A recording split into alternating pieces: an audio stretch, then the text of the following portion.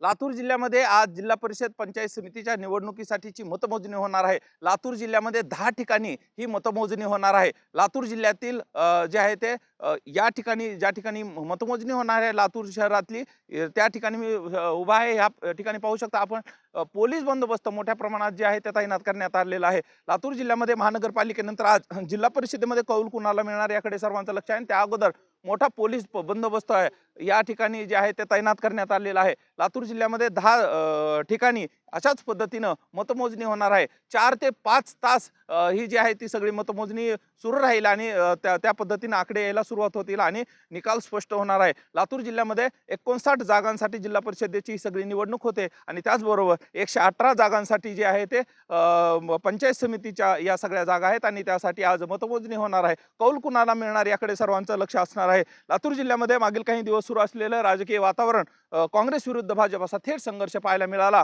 त्याचबरोबर राष्ट्रवादी काँग्रेस देखील यामध्ये कशा पद्धतीची भूमिका असणार याकडे देखील सर्वांचं लक्ष असणार आहे। 10 ठिकाणी ही सगळी मतमोजणी आहे। मोठ्या प्रमाणात पोलीस बंदोबस्त तैनात करण्यात आलेला आहे। लातूर जिल्ह्यातले हे सगळे गणित कशा पद्धतीने असणार आणि कसे येणार याकडे सर्वांचं लक्ष असणार आहे। हे सगळे अपडेट मी तुम्हाला देणार आहे। तुम्ही जर चॅनलवर नवीन असाल तर चॅनल सबस्क्राईब करा आणि हा व्हिडिओ सगळ्यांना शेअर करा आणि हे सगळे ताजे अपडेट मी तुम्हाला वेळोवेळी देणार आहे।